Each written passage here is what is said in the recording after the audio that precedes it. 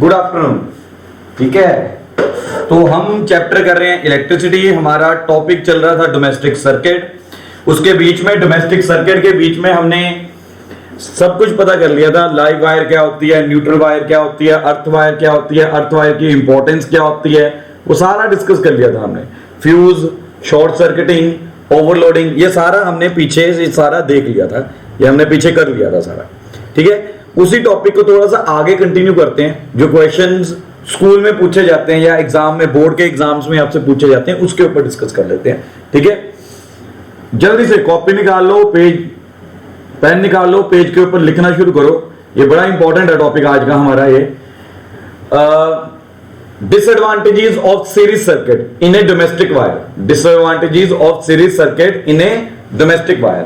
हमारी सारी डिस्कशन के बीच में हमने इतना पता लगा लिया था कि अगर आप सीरीज को देख के चलोगे, सीरीज सर्किट को देख के चलोगे, तो सीरीज सर्किट में हमें इतना पता चल गया था कि डोमेस्टिक सर्किट के बीच में हम parallel combinations of registers use करके चल रहे हैं, पैरेलल सिस्टम यूज करके चलते हैं। तो मतलब पैरेलल अगर यूज करके चलते हैं तो इट मीन सीरीज की कुछ ना कुछ तो डिसएडवांटेजेस उसके बीच में होंगी। तो वही डिसएडवांटेजेस को डिस्कस करने लगे हम। ठीक है, अभी यहां पे। ठीक है, तो मेरी पहली डिसएडवांटेजेस क्या निकल के आ रही है। ठीक है, अगर हम इसे बड़े ध्यान से देखें तो मेरे पास डिसएडवांटेजेस क्या निकल के आ रहे हैं इन सीरीज सर्किट।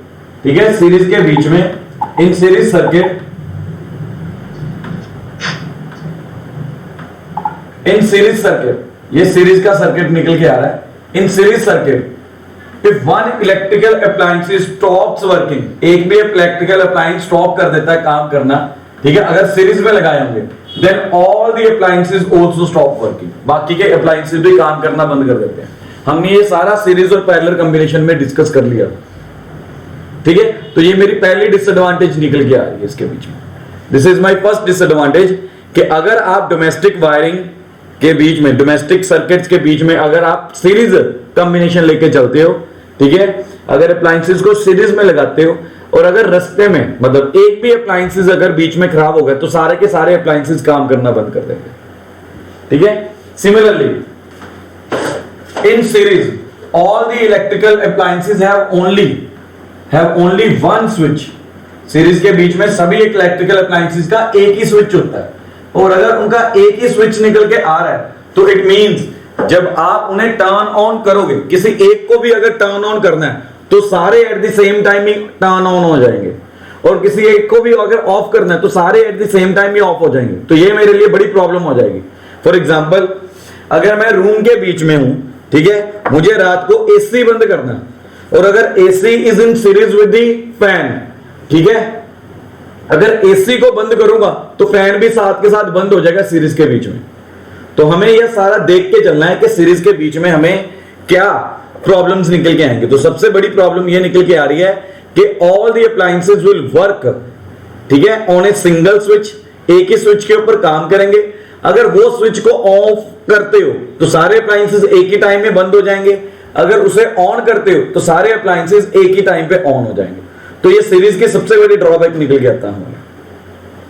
ठीक है जी। देन इन सीरीज, ये बहुत इंपॉर्टेंट पॉइंट आ रहा है थर्ड वाला, in series the appliances do not get the same voltage, do not get the same voltage. अब इस चीज को बड़े ध्यान से समझिएगा। ठीक है, इस चीज को बड़े ध्यान से समझिएगा जो मैं आपको बताने जा रहा हूं। ठीक है, होता क्या, ठीक है, अब जब हमने एक बात की थी करंट के बारे में, तो याद रखिए वोल्टेज, वोल्टेज जो होता है मेरा इज ए कॉज। वोल्टेज क्या होता है, कॉज होता है, वोल्टेज इज कॉज। वेयर उस वोल्टेज का, उसको वोल्टेज के कारण जो इफेक्ट प्रोड्यूस कर निकल के आ रहे हैं, दैट इज करंट। करंट मेरा क्या होता है, इफेक्ट है। Current is a effect. For example, अभी तक की डिस्कशन के बीच में हमने ये देखा कि व्हेनेवर, सपोज करिए एक बंदे ने लाइन में किसी को धक्का मारा, ठीक है, अब लाइन में अगर एक बंदे को धक्का लगता है, सारे अगर पास पास खड़े हो तो उसका मतलब यह निकल के आएगा उस धक्के का इफेक्ट सभी को मिलेगा, लेकिन उसका कॉज कौन था? सिंगल कोई एक शरारती बंदा। उसी तरह से वोल्टेज इज अ कॉज, ठीक है? तो वोल्टेज अगर कॉज है तो उसका इफेक्ट क्या निकल के आ रहा है? करंट। ये बहुत बड़ी बात है नोट करने वाली। हालांकि ये बातें जो हैं 10th क्लास के बच्चों को समझ में आना थोड़ा मुश्किल है, क्योंकि +2 के लेवल की बात चली जाती है। So this is the reason कि हमें अप्लायंसेस के बीच में, ठीक है, जब भी हम अप्लायंसेस की बात करते हैं, ठीक है, अप्लायंसेस के बीच में हम करंट से ज्यादा वोल्टेज को प्रेफरेंस देके चलते हैं। और हमें चाहिए all the appliances should work on same potential. सारे के सारे अप्लायंसेस सेम पोटेंशियल के ऊपर काम करें, सेम पोटेंशियल डिफरेंस के ऊपर, ठीक है? सीरीज के बीच में, अब आपको याद है, सीरीज के बीच में सारे अप्लायंसेस सेम पोटेंशियल डिफरेंस पे काम नहीं करते। हमने सीरीज कॉम्बिनेशन अच्छी तरह से कर लिया। सीरीज कॉम्बिनेशन के बीच में करंट सेम होता है लेकिन वोल्टेज सेम नहीं होती। तो ये सबसे बड़ा ड्रॉबैक निकल के आएगा कि अगर हम सीरीज कॉम्बिनेशन में डोमेस्टिक वायरिंग कर देते हैं तो सारे अप्लायंसेस एट डिफरेंट वोल्टेज काम करेंगे, तो यहां पर अप्लायंसेस के खराब होने के चांसेस इंक्रीज हो जाते हैं। हमें चाहिए कि सारे के सारे अप्लायंसेस सेम पोटेंशियल के ऊपर काम करें। सिमिलरली आगे बढ़ते हैं। In series connection of electrical appliances, the overall resistance of the circuit increases too much due to the current from the power supply is low। मतलब इसे भी ध्यान से समझे। अब आपको पता है कि सीरीज के बीच में अगर आपको रेजिस्टेंसेस अच्छी तरह से याद हो, सीरीज के बीच में रेजिस्टेंसेस कैसे ऐड होते हैं? रेजिस्टेंसेस ऐड होते हैं R1 प्लस R2, इस तरह से ऐड होते हैं, लीनियरली ऐड होते हैं। इस तरीके से अगर हम रेजिस्टेंसेस को देके चलेंगे तो ये बहुत हाई निकल के आता है, ये बहुत हाई निकल के आता है, ठीक है? ये सीरीज का सबसे बड़ा ड्रॉबैक है, रेजिस्टेंस को बहुत हाईली इंक्रीज कर देता है। पैरेलल में रेजिस्टेंसेस इतने ज्यादा इंक्रीज नहीं होते, पैरेलल में रेजिस्टेंसेस इतने ज्यादा इंक्रीज नहीं होते। अब जब अगर रेजिस्टेंस इंक्रीज करता है तो पावर सप्लाई जो होती है वो क्या हो जाती है? लो। अब आज हमने इसके ऊपर बात करनी है, पावर सप्लाई के ऊपर, ठीक है? तो ये मेरा याद करने वाली बातें हैं। थोड़े से ये टॉपिक पूछते हैं, what are the disadvantages of series circuit, ये टॉपिक अक्सर पूछते हैं क्लास में, ठीक है, एग्जाम में पूछते हैं, ठीक है? इसी तरह से मूविंग फर्दर, मेरा अगला टॉपिक निकल के आता है advantages of parallel circuit in domestic wire. अब सीरीज का तो पता चल गया कि सीरीज को यूज नहीं करना चाहिए डोमेस्टिक वायरिंग के बीच में, लेकिन पैरेलल वायरिंग को तो अच्छी तरह से यूज करना चाहिए ना। हमारे जितना भी सर्किट निकल के आ रहा था उसके अंदर पैरेलल वायरिंग, जितने भी अप्लायंसेस थे सारे के सारे पैरेलली कनेक्टेड थे। आप देख लो, ये रहा मेरा डोमेस्टिक सर्किट, ठीक है? अब ये डोमेस्टिक सर्किट के बीच में ये सारा का सारा, ये पहला अप्लायंसेस आया, ये फर्स्ट अप्लायंसेस है, ठीक है, ये सेकंड अप्लायंस है, ये थर्ड अप्लायंस, ये सारे के सारे किसमें लगे हुए? पैरेलली कनेक्टेड है। ये सारे के सारे अप्लायंसेस क्या है? पैरेलली कनेक्टेड है। अगर ये सारे के सारे पैरेलली कनेक्टेड हैं तो इसकी कुछ ना कुछ तो एडवांटेजेस होंगे ना। अभी हम उन्हीं एडवांटेजेस के बारे में बात कर रहे हैं, अभी हम उन्हीं एडवांटेजेस के बारे में बात करने लगे, ठीक है? उन्हीं एडवांटेजेस के बारे में बात करें, ठीक है? तो मेरे पास क्या निकल के आ रहा है? In parallel circuit if one electrical appliance stop working, अगर एक भी काम करना बंद कर देता है, ठीक है, ड्यू टू सम डिफेक्ट, बाकी के अप्लायंसेस को कोई फर्क नहीं पड़ता। ये मेरा सबसे बड़ा पॉइंट निकल के आता है। इन पैरेलल सर्किट अगर एक अप्लायंसेस बीच में काम करना बंद कर दे तो इट डजंट मैटर कि बाकी के अप्लायंसेस वैसे के वैसे काम करते रहेंगे। Similarly in parallel circuit each electrical appliances had its own switch, सभी का अपना अपना स्विच होता है। सो ये हमारी विषय है कि बीच में कौन से अप्लायंसेस को स्विच ऑन करना है, किसे ऑफ करना है, क्योंकि वो इंडिविजुअल स्विचेस के ऊपर काम करते हैं। अगर आपके रूम में 2 फैंस लगे हैं, आप उसमें से सिर्फ एक को ही चलवाना चाहते हो, सिर्फ एक को चलाना चाहते हो, तो उसमें अलग अलग स्विच है, जिस फैन का स्विच ऑन करोगे वो ही चलेगा। तो ये पैरेलल की सेकेंड एडवांटेज निकल के आती है। सिमिलरली इन पैरेलल सर्किट, हाँ, पैरेलल सर्किट के बीच में हमने एक बात की थी कि वोल्टेज रिमेन सेम।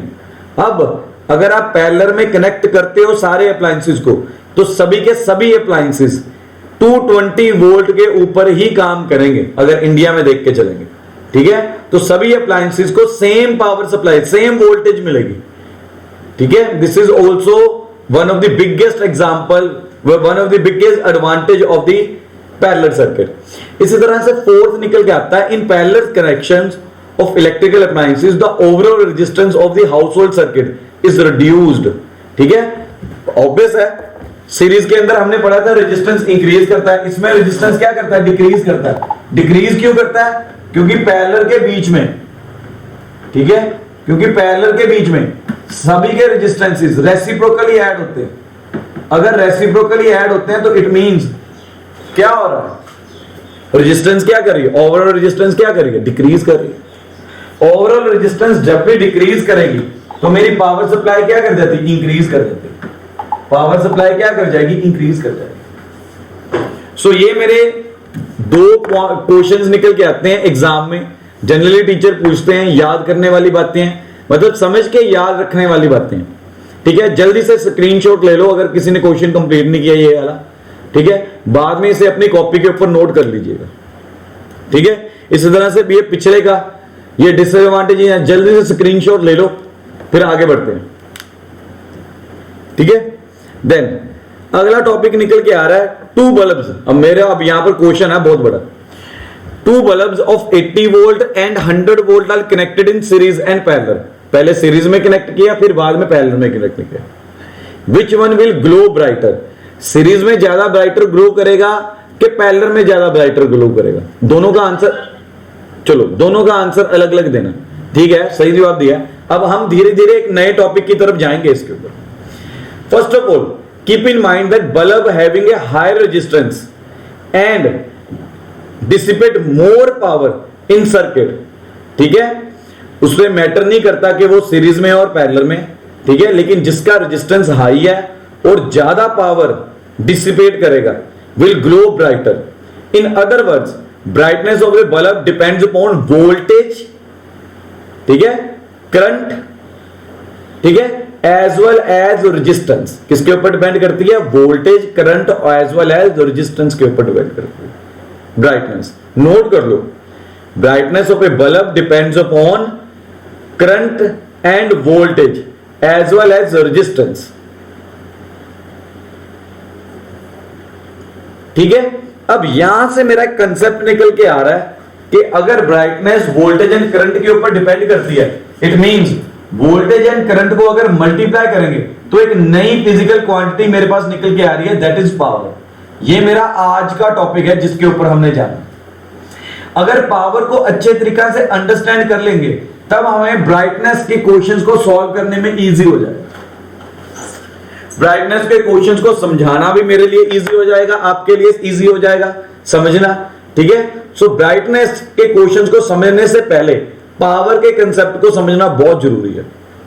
पावर के कंसेप्ट, अब पावर किसके ऊपर डिपेंड करती है, पावर वोल्टेज एंड करंट के ऊपर डिपेंड करती है, ठीक है। अब यहां पर इसने कह दिया ब्राइटनेस भी वोल्टेज एंड करंट के ऊपर डिपेंड करती है, तो इट मींस कहीं ना कहीं ब्राइटनेस ऑफ द बल्ब्स किसके ऊपर डिपेंड करेंगे, पावर के ऊपर डिपेंड करके चलेंगे, ठीक है। एट द सेम टाइम नीचे वाला एक पॉइंट देखिए, but the light brightness is directly proportional to the bulb wattage. अब that is why more wattage a bulb is using will glow brighter. अब ये वेटेज के बारे में जो बात की जा रही है, ये wattage is also related with the power. ये भी किसके साथ रिलेटेड है, पावर के साथ ही related. It is also related with the power, ये भी पावर के साथ ही बातें कर रहा है। सो अगर आपको ब्राइटनेस वाली की क्वेश्चन की बातें को अंडरस्टैंड करना है तो हमें एक नई फिजिकल क्वांटिटी फिजिक्स के अंदर, इलेक्ट्रिसिटी के अंदर लिखने के आएगी, दैट इज पावर। उसे अंडरस्टैंड करना पड़ेगा। अब मैं उसी को अंडरस्टैंड करवाने के लिए आगे बढ़ रहा हूं, ठीक है, उसी को अंडरस्टैंड करने के लिए आगे बढ़ रहा हूं, ठीक है।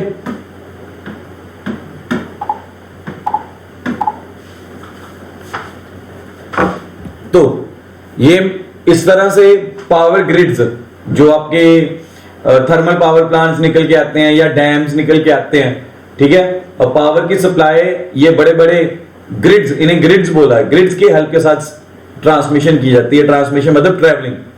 तो बड़ी बड़ी वायर्स लगी होंगी, ठीक है। तो ये वन ऑफ द मेथड है for the transportation of the electricity. Power, इसे वर्ड मैं यहां पर यूज कर सकता हूं, पावर कि ट्रांसपोर्टेशन इस तरीके से ही ट्रेवल करती है। तो यहां से मेरे पास नया कंसेप्ट निकल के आ रहा है, दैट इज पावर। अब पावर को अंडरस्टैंड करेंगे तो धीरे धीरे हमें ब्राइटनेस के कंसेप्ट की तरफ धीरे धीरे बढ़ते जाएंगे, ठीक है। तो पावर क्या निकल के आ रही है? Electric power is a rate at which work is done और energy is transformed in an electrical circuit. अब ध्यान से देखिए, electric power is the rate at which work is done, ठीक है। कोई काम करना, अब वर्क इज डन का मतलब क्या निकल गया है? Energy is transformed into electrical circuit, ठीक है। फॉर एग्जांपल, अब आप क्या कर रहे हो, ठीक है, पावर की बात कर रहे हैं हम यहां पे, ठीक है।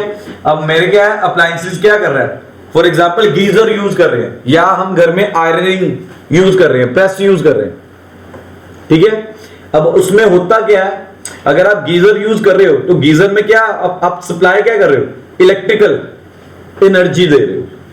अब वो इलेक्ट्रिकल एनर्जी गीजर कितनी जल्दी जल्दी कन्वर्ट कर रहा है इनटू हीट एनर्जी, ठीक है। That is known as transformation, that is known as transformation, ठीक है। Energy is transformed in an electrical circuit, कितनी जल्दी एक इलेक्ट्रिकल सर्किट के बीच में एनर्जी ट्रांसफॉर्म्ड हो रही है। ट्रांसफॉर्म होता है, फॉर एग्जांपल अगर आप गीजर को यूज कर रहे हो तो इलेक्ट्रिसिटी एनर्जी कितनी जल्दी हीट एनर्जी में कन्वर्ट हो रही है, that is known as power. अब गीजर की पावर बहुत ज्यादा हाई होती है, याद रखिएगा, गीजर की पावर मेरी बहुत ज्यादा हाई होती है, ठीक है।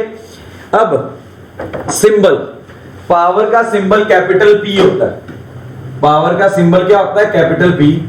इसके एसआई यूनिट्स क्या होते हैं? वॉट। एसआई यूनिट्स क्या होते हैं इसके? वॉट और जूल, जूल पर सेकेंड। इसके एसआई यूनिट्स क्या होते हैं? जूल पर सेकेंड, ठीक है। और इसका formula P is equal to क्या होता है? VI। ये फॉर्मूला हमने ड्राइव करना, ये फॉर्मूला अभी हम ड्राइव भी करेंगे, ठीक है। सो पावर क्या होती है? Power is the rate at which work is done, rate at which work is done और energy is transfer into an electrical circuit. मतलब अगर आप कोई इलेक्ट्रिकल अप्लायंस यूज कर रहे हो जिसमें आपको हीट एनर्जी चाहिए, तो it means electricity energy is कितनी जल्दी जल्दी कन्वर्ट हो रही है हीट एनर्जी के बीच में, दैट इज पावर, ठीक है। अब जिस गीजर या आयरनिंग प्रेस कह देते हैं हम पंजाबी में, ठीक है। अब जिस गीजर या आयरनिंग के बीच में ये इफेक्ट जल्दी निकल के आ रहा है, इट मींस उसकी पावर क्या निकल के आएगी? ज्यादा हाई निकल के आएगी। उसकी पावर क्या निकल के आएगी? ज्यादा हाई निकल के आएगी। अब पावर को रिप्रेजेंट करते हैं कैपिटल पी के साथ। इसके एसआई यूनिट होते हैं वॉट और जूल पर सेकेंड, और इसका फॉर्मूला निकल के आता है V इंटू आई। अब यही फॉर्मूला हमने ड्राइव करना भी सीखना है आगे जाकर, यही फॉर्मूले की डेरिवेशन भी सीखनी है हमने आगे जाकर, ठीक है। कि ये फॉर्मूला ड्राइव कैसे किया जाता है, हमने इसके ऊपर बात करें, ठीक है। सो मूविंग फर्दर, अब formula for calculating the electrical power, मैं अभी यही बोल रहा था, ये फॉर्मूला हमने ड्राइव भी करना, ड्राइव करना सीखना है हमें, ठीक है। तो आज ही ड्राइव करना सीखते हैं, और कॉपी निकाल लीजिए, पेन निकाल लीजिए, ठीक है। ये सारा हमने ड्राइव करना सीखना। अब फ्रॉम द डेफिनेशन, डेफिनेशन में हमें क्या बोला कि पावर किसके इक्वल निकल के आ रही है? पावर निकल के आ रही है work done upon time. Power निकल के आ रहा है work done upon time. Rate of doing work, rate का मतलब होता है डिवाइडेड बाय टाइम, ठीक है। रेट का मतलब होता है जब आप टाइम के साथ डिवाइड करके चल रहे हैं। अब यहां पर आ रहा है रेट ऑफ डूइंग वर्क, मतलब वर्क को जब पावर के साथ डिवाइड, टाइम के साथ डिवाइड करोगे तो उसे क्या कहते हैं? पावर कहते हैं, ठीक है जी। उसे क्या कहते हैं? पावर कहते हैं, ठीक है जी।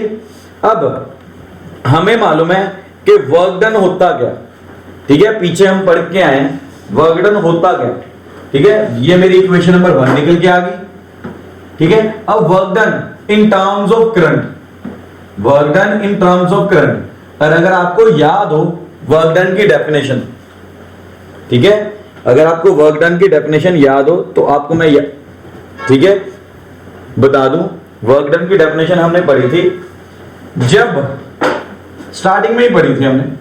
आज ना थोड़ा स्टाइलस ठीक से काम नहीं कर रहा तो इसलिए दिक्कत आ रही है थोड़ी सी, सो प्लीज कोऑपरेट कर लीजिएगा, ठीक है। अगर V वोल्ट की बैटरी लगी हुई है, V वोल्ट की बैटरी लगी हुई है, एक इलेक्ट्रॉन को, ठीक है, नेगेटिव टर्मिनल से, अगर मैं वर्क की डेफिनेशन दे रहा हूं, एक इलेक्ट्रॉन को नेगेटिव टर्मिनल से उठा के पॉजिटिव टर्मिनल तक लाने में जो काम किया जाता है, ठीक है, that is known as work, that is known as work. उसे क्या बोलते हैं? वर्क बोलते हैं। तो वर्क डन मैं पीछे से ही पढ़ के आया हूं, वो क्या निकल के आती है? V इंटू क्यू के इक्वल निकल के आता है। वर्क डन मैं पीछे से ही पढ़ के आया हूं from the definition of potential. एक बार अगर भूल गया हो तो टॉपिक देखिएगा, ठीक है, पोटेंशियल वाला टॉपिक देखिएगा, वहां से मैंने पोटेंशियल वाले टॉपिक में वर्क डन की डेफिनेशन इसी अकॉर्डिंगली दी थी, ठीक है। अब इसे मार्क कर लो इक्वेशन नंबर 2, ये क्या निकल के आ जाएगी? इक्वेशन नंबर 2 निकल के आ जाएगी। अब करंट की डेफिनेशन दिया, अब करंट की डेफिनेशन मुझे याद है क्या निकल के आता था? Rate of flow of charge, current ये निकल के आता था। तो यहां से मैं Q की वैल्यू निकाल लेता हूं। Q की वैल्यू निकल के आ रही है I into T, I into T, ये मेरी इक्वेशन नंबर निकल के आ गई 3, ये मेरी इक्वेशन नंबर आ गई 3, ठीक है। तो क्या निकल गया? पुट, सबसे पहले पुट 3 इंटू 3 को पहले 2 में पुट किया, तो क्या निकल के आ रहा है? Work done. वर्क डन मेरा निकल के आ रहा है V into I T, work done निकल के आ रहा है V इंटू आई टी। अब पुट दिस वैल्यू, अब जो ये नए वर्क डन की वैल्यू निकल के आई है, पुट दिस वैल्यू इन 1 के अंदर पुट कर दो इसे, ठीक है। तो पावर मेरे पास क्या निकल के आएगा? पावर निकल के आएगा V into I into T divided by T, cutting होगी टी के साथ, ठीक है। तो मेरे पास पावर क्या निकल के आई? V इंटू आई, ठीक है। पावर क्या निकल के आ गया? V into, this is my answer, ये मेरा answer. This is how we have derived the result for the power. Power को कैसे ड्राइव किया मैथमेटिकली। अब पावर मेरा क्या निकल के आ रहा है? Is directly proportional to V into I. पीछे यही बात हमने क्वेश्चन में बीच में पढ़ी थी कि ब्राइटनेस किसके ऊपर डिपेंड करती है? वोल्टेज एंड करंट के ऊपर।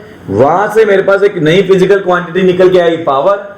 अब ब्राइटनेस को समझने से पहले पहले पावर को समझें, बाद में ब्राइटनेस के ऊपर भी आएंगे, उस टॉपिक के ऊपर भी आएंगे। तो फटाफट स्क्रीनशॉट ले लो या कॉपी के ऊपर, अगर आपने मेरे साथ साथ ही, वैसे साथ साथ ही नोट कर लिया करो, ज्यादा बड़ी बड़ी डेरिवेशन नहीं है 10th में, +1 +2 में होती है ज्यादा बड़ी बड़ी derivations.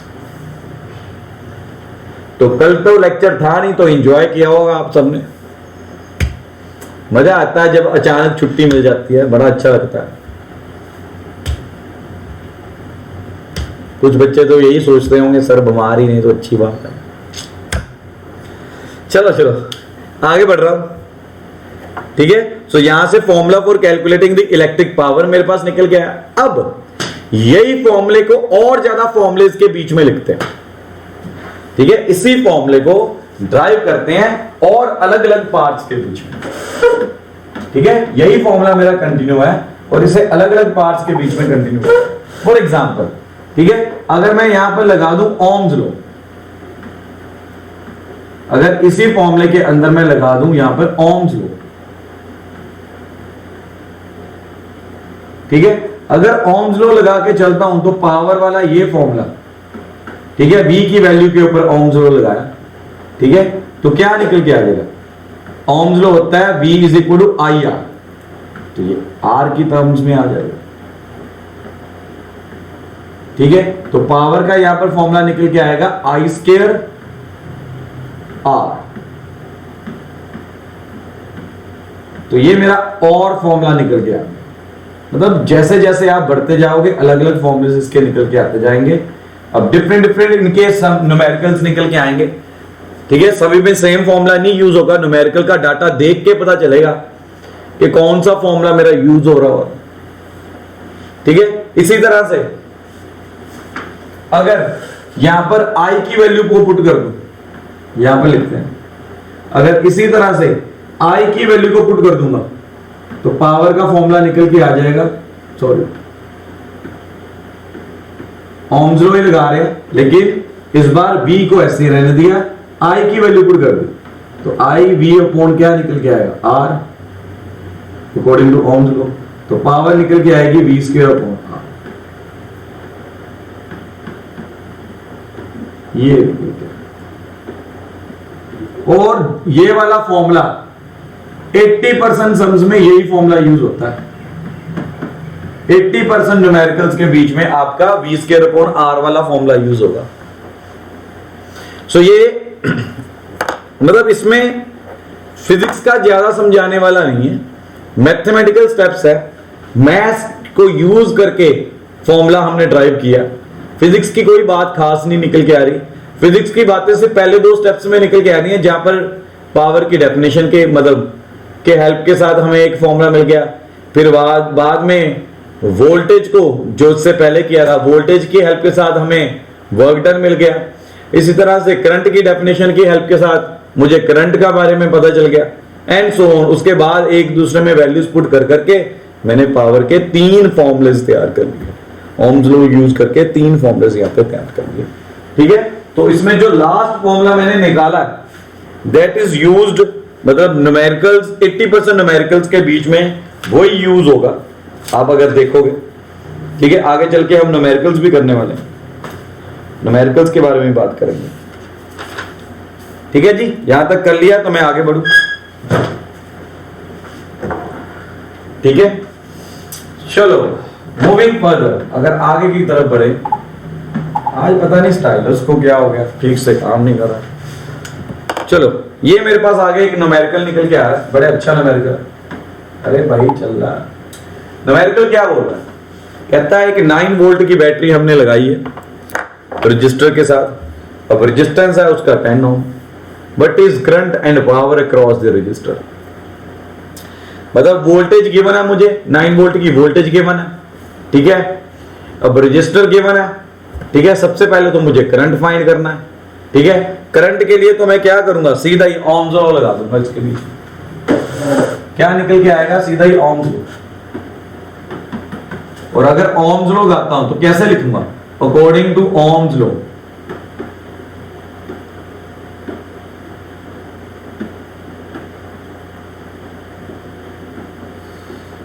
According to Ohm's law I is equal to V upon R। ठीक है, यहां से मेरा करंट निकल आएगा। बड़ी इजी एग्जांपल उठा लिया मैंने, मुश्किल काम तो देना ही नहीं है अभी आपको, घर पे आराम करो।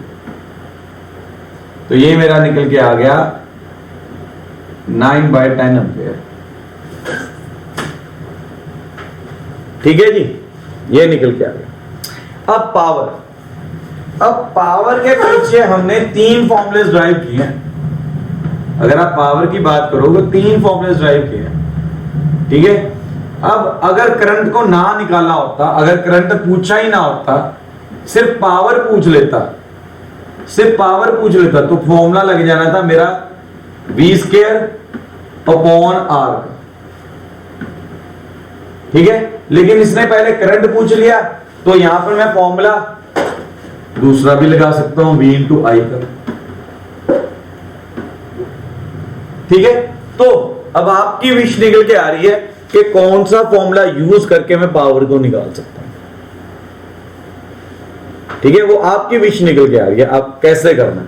ठीक है, तो मैं पहले वाला फॉर्मूला जो मैंने लिखा मैं उसी के साथ कर रहा हूं। 9 इंटू 9, ठीक है, डिवाइडेड बाय क्या निकल के आ जाएगा। तो यहां से मैं पूरी पावर कैलकुलेट कर लूंगा, और पावर के यहां पर यूनिट्स लिखना मत भूलिएगा, दैट इज वॉट। उन्हें क्या कहते हैं, वॉट, या फिर जूल पर सेकंड, जूल पर सेकंड, या फिर जूल पर सेकंड। ठीक है जी। तो ये एक छोटा सा न्यूमेरिकल निकल के आया था, आपको एक सैंपल दिया कि किस तरह से आपको वैल्यूज पुट करनी है, कैसे हमें सिलेक्शन करनी है फॉर्मूले की, फॉर्मूला कैसे सोचना है हमें। ठीक है, इसके ऊपर और न्यूमेरिकल आएंगे, अभी हमने न्यूमेरिकल्स की प्रैक्टिस करनी है बहुत ज्यादा। एक बार चैप्टर खत्म हो जाए, थ्योरी चैप्टर की खत्म हो जाए, तो न्यूमेरिकल्स की प्रैक्टिस के ऊपर आएंगे। ठीक है, इसी तरह से मेरा अगला टॉपिक निकल के आ रहा है, commercial units of electrical energy. Commercial unit मतलब आपके घरों में जो इलेक्ट्रिसिटी मीटर का मीटर लगा हुआ है, ठीक है, वो घरों में जो मीटर लगा हुआ है, तो उन्हें कहते हैं कमर्शियल। मतलब वो वहां पर जो वो इलेक्ट्रिसिटी की मैयर कर रहा है ना, इलेक्ट्रिकल एनर्जी की, कि इतनी आपने इलेक्ट्रिकल एनर्जी यूज की है, तो that is known as commercial unit. Commercial unit मतलब जहां से हमें पता चले कि हाँ पैसे का लेन देन कर सकें यहां से, दैट इज कमर्शियल यूनिट।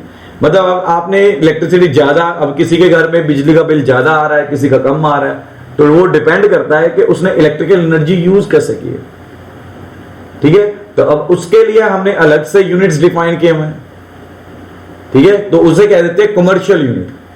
ठीक है, अब आप अगर कोई इलेक्ट्रिसिटी बिल, बिजली का बिल उठा के देखिए, इलेक्ट्रिसिटी बिल निकाल के देखिए अपने घर का, तो वहां पर नंबर ऑफ यूनिट्स कंज्यूम्ड लिखा होगा उसके ऊपर, यूनिट्स। ठीक है, अब वो यूनिट्स की जो बात कर रहा है, दैट आर कमर्शियल यूनिट्स। अब वो यूनिट की ना गवर्नमेंट रेट लगा के चलती है। फॉर एग्जाम्पल, अगर एक यूनिट 7 रुपीज का, तो जितने यूनिट्स आपने यूज किए हैं, तो 7 इंटू मल्टीप्लाई कर दो जिस एक महीने में जितने आपने यूज किए। ठीक है, सो कमर्शियल यूनिट्स को अगर देख के चले, तो कमर्शियल यूनिट ऑफ पावर मेरे पास निकल के आता है किलोवाट आवर्स, किलोवाट आवर्स। ठीक है, अब सबसे पहले तो मैं ये बता दूं, ये एनर्जी है, दिस इज योर एनर्जी। अब एनर्जी, अब ध्यान से सुनिएगा, हमने वर्क डन का फॉर्मूला करा। ठीक है, work done upon time is equal to power are. ध्यान से समझिएगा। ठीक है, अब work done is equal to आगे और फॉर्मूला निकल के आ जाएगा P इंटू टी का। अब वर्क डन होता क्या, वर्क डन क्या होता है, एनर्जी होती है। ठीक है, वर्क डन क्या होता है, एनर्जी होती है। दोनों के एसआई यूनिट्स क्या होते हैं, जूल। दोनों के एसआई यूनिट्स क्या होते हैं, जूल। अब पावर के यूनिट्स क्या होते हैं, अब ये जूल आ गया। पावर के यूनिट्स क्या होते हैं, वॉट। पावर के यूनिट्स क्या होते हैं, वॉट। टाइम के यूनिट्स क्या होते हैं, सेकंड। अब आप खुद सोचो कि एनर्जी कहीं ना कहीं वॉट और सेकंड की टर्म्स में एक्सप्रेस की जाती है।